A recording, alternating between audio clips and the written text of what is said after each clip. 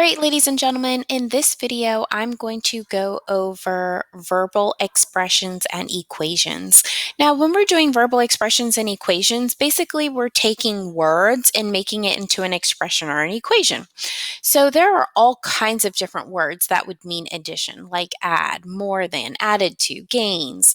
For subtraction, we have words like decrease, loses, slower than.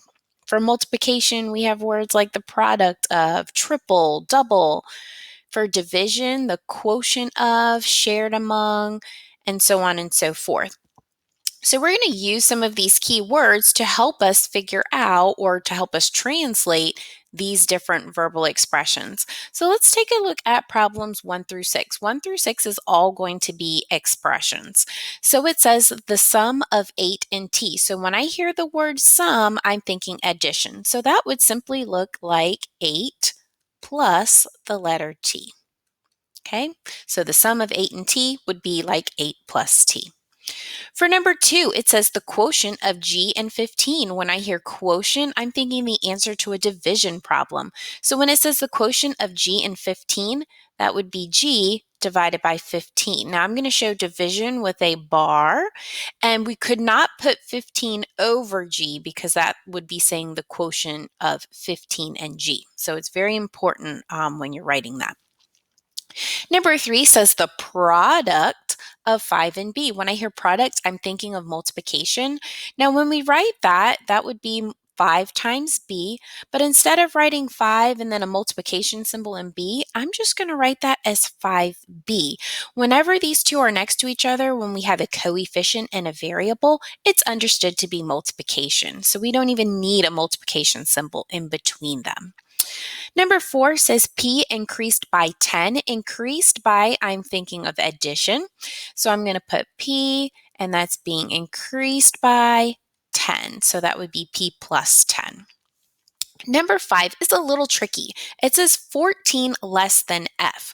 Well, in order for us to have anything less than F, we kind of have to have F listed first. So in this particular case, F would be listed first, less than meaning subtraction, and then 14. So again, when it says 14 less than F, we have to have F there first before we can have 14 less of it. So that's kind of why the F ends up going in front. Number 6 is the difference of 32 and x. When I hear difference, I'm thinking subtraction. So 32 minus x. So again, these are all expressions because they do not have an equal sign. Now let's take a look at these verbal sentences and translate them to algebraic equations. Number 7 says 5 more than a number is 6.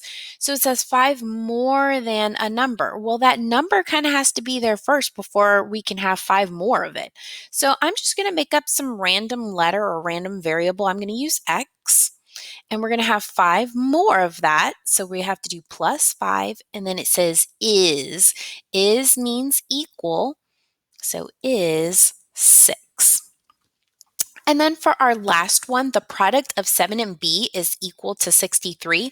So when I hear product, I'm thinking of multiplication. So multiplication of 7 and b, I'm going to just write 7b because again, I don't need to show my multiplication symbol in between the two. And then it says is equal to, so I'm going to draw an equal sign, 63. And I'll put a 63 right there.